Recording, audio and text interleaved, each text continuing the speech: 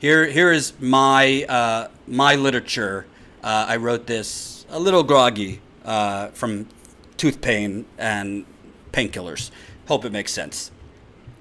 When I was a hormonal preteen, I loved the World Wrestling Federation. It was the soap opera acceptable for boys to watch, allowing us to indulge in fantasy, anger, and the charade of it all. It wasn't until years later that I truly understood it was completely scripted, predetermined, and pretend. Replace the WWF in that sentence with any cable news outlets or the majority of print and digital outlets out there, and the sentiment is still spot on. For a growing number of years, we've entered a journalistic twilight zone where what's really happening in America and the wider world, brute suffering, injustice, corruption, and genocide, is replaced on television airwaves, websites, and newspapers. In its place, theater, food fights, sensationalism, and a combo of tone-deaf and knowledge-void scribes from pundits and experts, littered with conflicts of interest and, more importantly, with limited interaction or connection with everyday Americans living outside their bubble. I saw this up close in 2016 while on the campaign trail.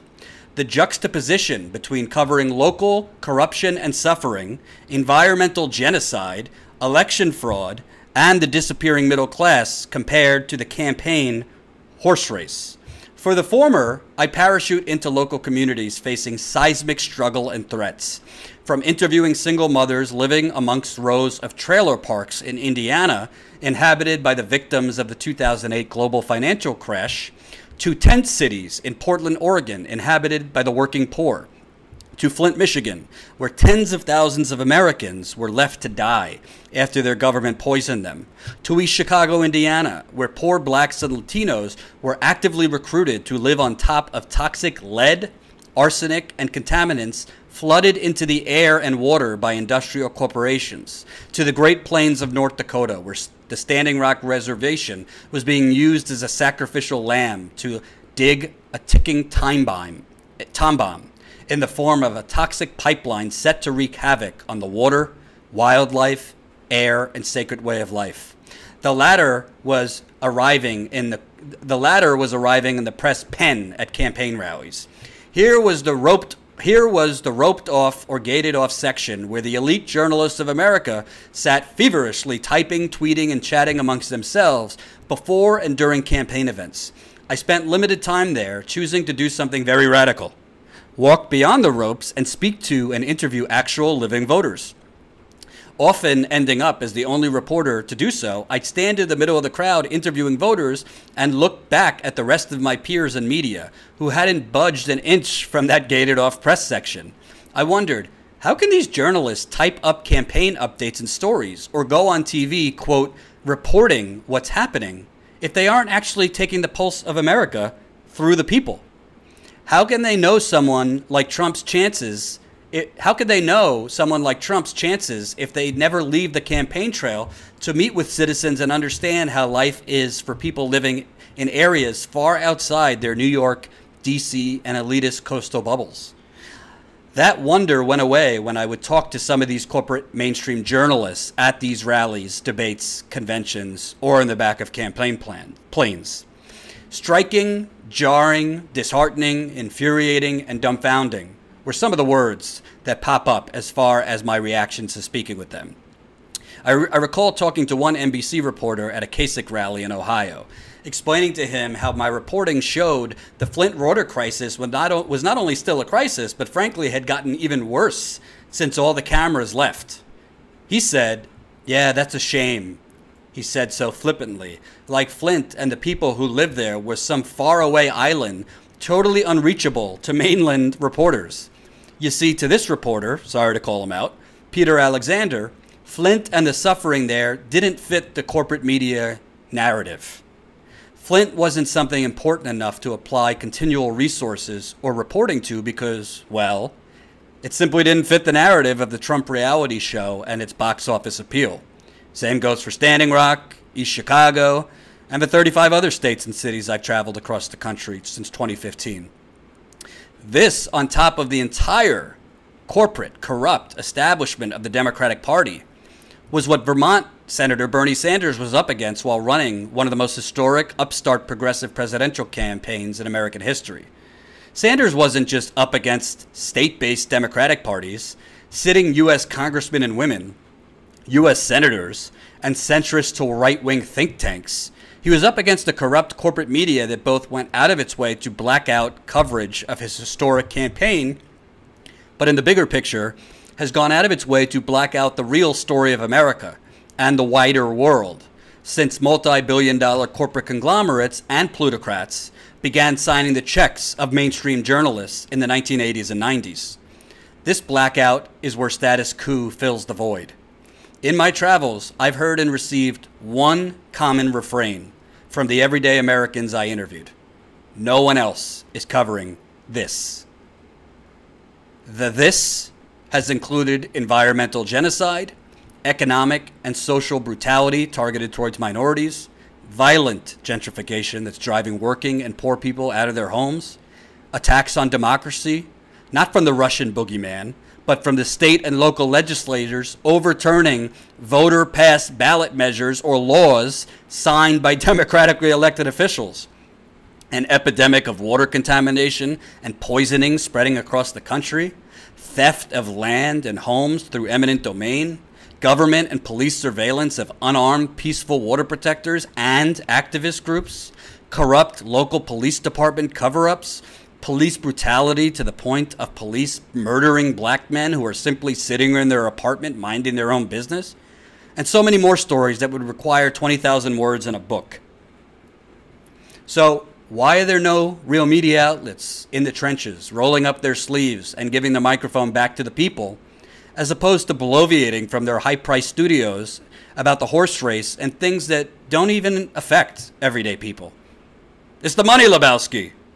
If journalistic outlets' paychecks are signed by the very people and corporations who thrive because of income inequality, because of the lobbyists and money taking over the country, because of lax financial and environmental regulations, and lack of investment into working people's communities, common sense would dictate that those journalists would not have free rein to investigate or expose those very epidemic.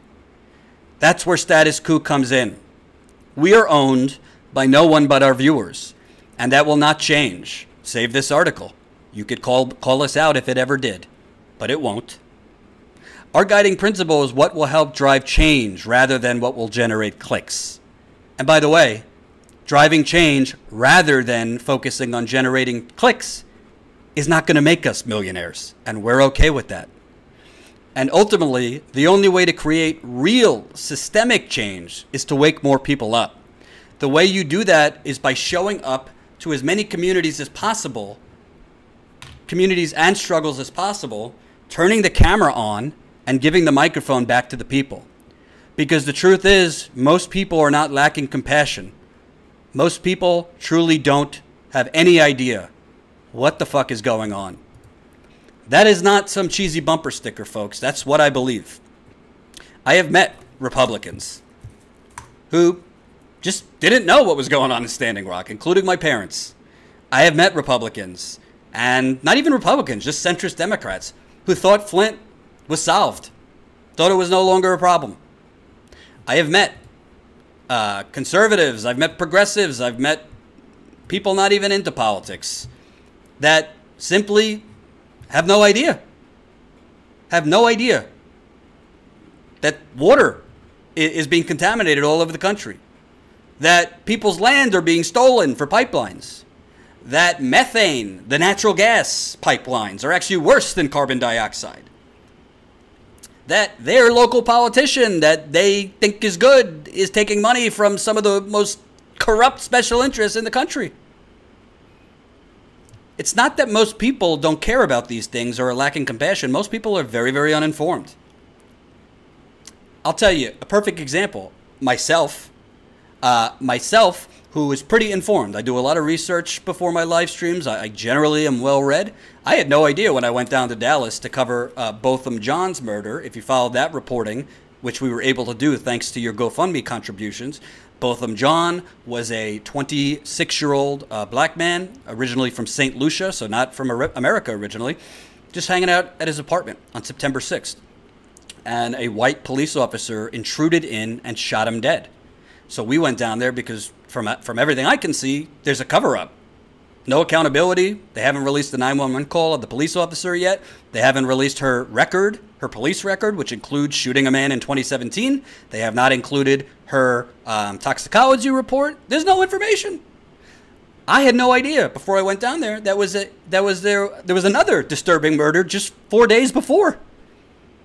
A black man, 24-year-old O'Shea Terry, 24, was pulled over with his friend Terrence Harmon. O'Shea was driving for expired registration. I've been pulled over for expired registration. His registration was expired by 2 days. An officer pulled him over, smelled some weed. O'Shea admitted, yeah, I have weed in the car.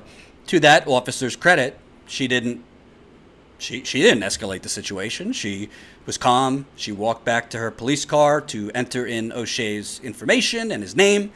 And the other officer that was there, I don't know if it was her partner or she had called backup. I don't know why they needed this other officer, because when a white dude like me is pulled over, you only deal with one cop. There's not two.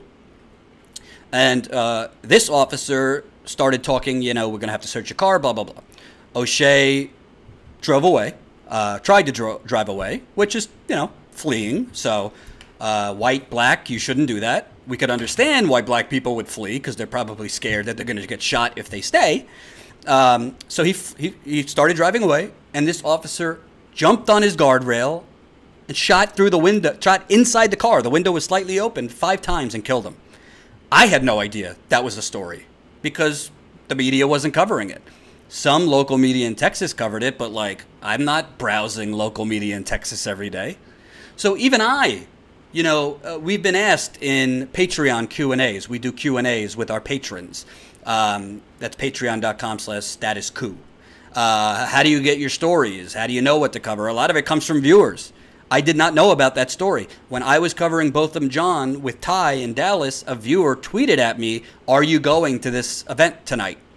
And that event was a community meeting about O'Shea Terry's murder. It was the first time I even heard about who he was or what happened.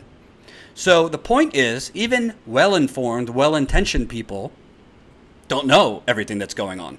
That's part of what we're trying to do here at Status Coup. I'm not here just to report what's going on. I'm here to report what's going on. We're here to report what's going on and to tell you, is there corruption linked to it? Is there injustice linked to it? Is there illegality linked to it? We're not going to change the world overnight, folks. But we can, by exposing things, systematically chip away at injustice and corruption. And we're going to do it through you. That's where we get our stories. That's where we get our stories.